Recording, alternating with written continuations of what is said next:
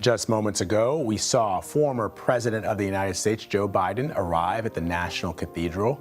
There you see him walking in with Dr. Jill Biden. The funeral service is set to begin very shortly for former Vice President Dick Cheney. Of course, Dick Cheney was a dominant figure in Republican politics for more than 3 decades. He died at the age of 84 earlier this month.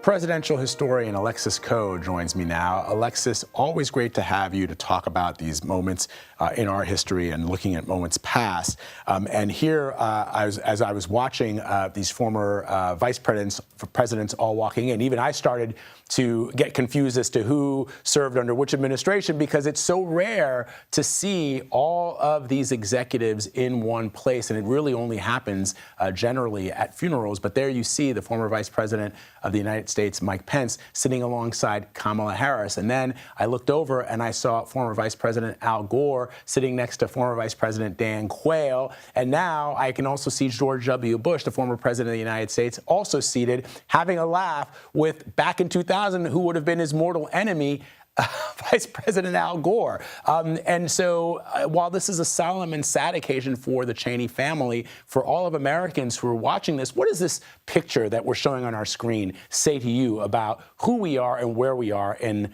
this time?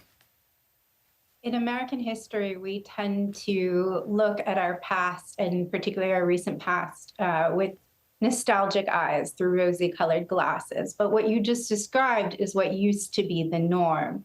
People shook hands, they stood next to each other, and they were friends. There was a great press conference after Bill Clinton had defeated H.W. Bush, W's father, and they talked about how they were friends and how, just because they ran against each other, it doesn't mean that they didn't respect each other.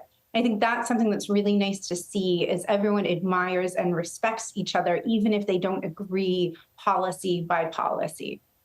Yeah, and I believe even former House Speaker Nancy Pelosi is meant to be in attendance. And I also saw former House Speaker John Boehner there. Again, 2 people who were diametrically opposed when it came to their politics, but had a very good working relationship. I remember even as a child reading about the former House Speaker Tip O'Neill going over to the White House to have a beer with President Reagan without the cameras, without the newspapers, without the noise. But when they were on the political stage in the arena, they would join battle, but then in reality held each other with what you say is respect and high regard. So then, of course, it begs the question, Alexis, how unusual then it is for the current president of the United States and the vice president of the United States that have not been invited. For any other president, it would have been highly unusual, and I would have led with that. But because this has now become the norm with President Trump, I didn't. It started in 2018 when John McCain's family very specifically said that he was not welcome. It continued with Barbara Bush, H.W. Bush's wife, George W. Bush's mother. H.W. Bush, it was a little bit unclear whether the family had explicitly said don't come, or it had been suggested that they would much prefer it, but Trump did not show up. Vance being thrown into the mix here is not that surprising, given how vociferously he takes to socials, to the airwaves, and defends the administration and really attacks past administrations and other parties. And so it isn't that surprising. It is certainly a metaphor for the general state of bipartisanship in America, which is unfortunately at an all-time low. That being said, you can read similar comments in the founders' papers and in their letters. Alexis, we are hoping to bring in our Major Garrett to also talk about the historical context in which Dick Cheney wielded the office of the vice president. But while we wait for Major and check him in, I want to ask you, and I'll also ask him to describe for us Dick Cheney's role as vice president. As you well know, the very first vice president, John Adams, was quoted as saying, "The most insignificant office that ever the invention of man contrived," is how he felt about the vice presidency. Something very, very different when Dick Cheney became the vice president under George W. Bush. He wielded power in a way that no previous vice president had. Describe that for us. And no vice president since. We've had bromances. We had Joe Biden and Barack Obama. We've had close vice presidents and presidents, but we have never had a vice president who isn't, for lack of a better phrase, a spare part, but rather the engine in the entire car.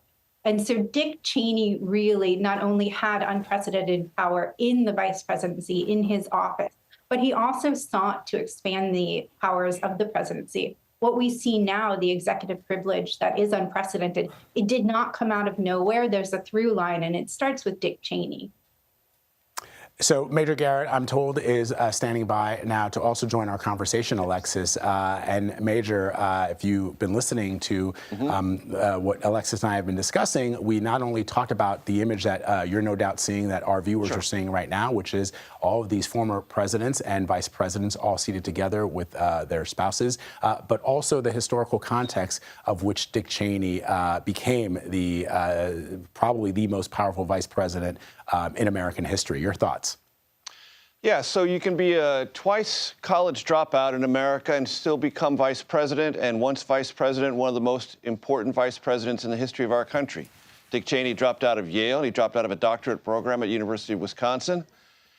And yet, through fellowships, internships, and moving through the power structure in Washington, became a figure here for decades. Defense secretary, leader at House Republicans, vice president, and as vice president, when he and George W. Bush entered that office in 2001, they had a very long domestic policy agenda, and Dick Cheney thought he would be advancing the domestic policy interests of President George W. Bush. Then 9/11 happened. He was at the White House. George W. Bush was not. I was covering the president in Sarasota, Florida that morning, but Dick Cheney's presence inside the White House complex sent to him a message that the world had changed fundamentally. No longer would this be a domestic policy-focused presidency. It would be a global war on terrorism-focused presidency. And Dick Cheney wielded tremendous power in advancing all of the various responses of the Bush administration to that global war on terror, some of them deeply and historically criticized, especially advanced or enhanced interrogation techniques, which some people have branded as torture, which Dick Cheney said was necessary to protect the country, to prevent future terrorist attacks, and he never, ever backed away from that, despite withering criticism from the left and some parts of the right. The bipartisanship you're seeing at the National Cathedral today is reflective of a latter stage of Dick Cheney's career, in which he not only parted with the Trump administration, but endorsed Kamala Harris.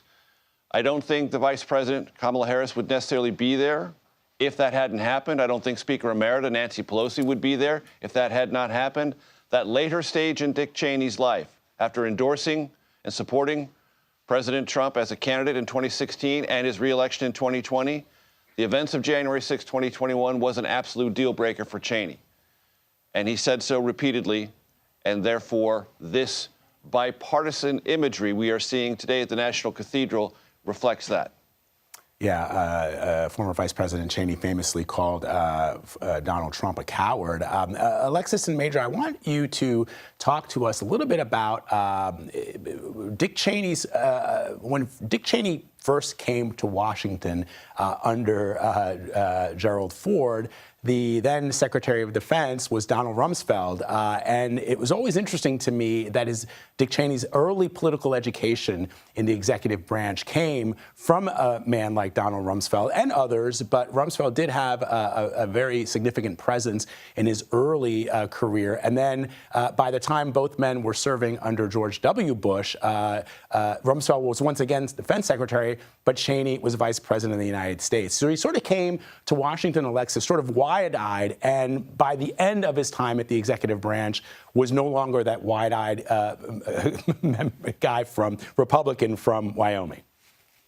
I think if there was a defining factor in Cheney's mien, in the way that he evolved over time, it was that he went from someone who was sure that he wanted to be in Washington and who worked hard to rise through the ranks to someone who was just certain. And so certainty was the defining aspect of his presidency. But all of these people had worked together in some capacity, you're right. And then some had not, and that caused some tension. But for the most part, Dick Cheney was very much at the helm. He was sure of what he was doing, and he remained certain to the day he died. He did change certain views. As we know, he supported Trump early on because he supported the party and then did not. But we do see him not changing on things like whether or not the war in Iraq was a good idea. He stuck with that until the very end.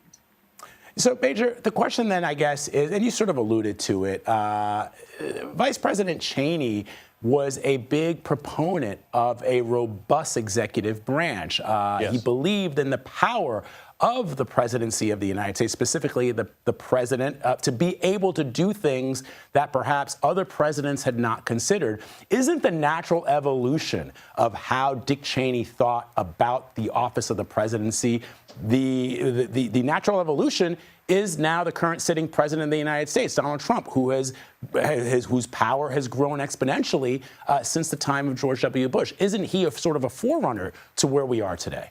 Unquestionably, and Alexis made reference to this, unitary executive theory. That is something that Dick Cheney propounded as vice president, meaning that there are lots of powers within the presidency that ought to be robustly used.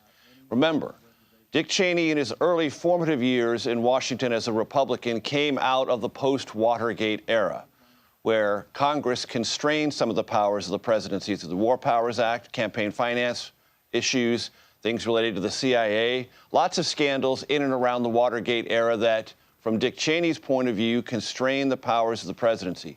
Once 9/11 happened, Dick Cheney said, well, I've always believed in a strong presidency, but I believe in it even more now. And I want the presidency to use those powers in lots of different directions. And when the president says it's of national security importance, that is enough. And that was the way in which he envisioned intellectually and from a policy perspective expanding the powers of the presidency. And the Trump presidency, in its second iteration, has taken that concept and expanded it even more.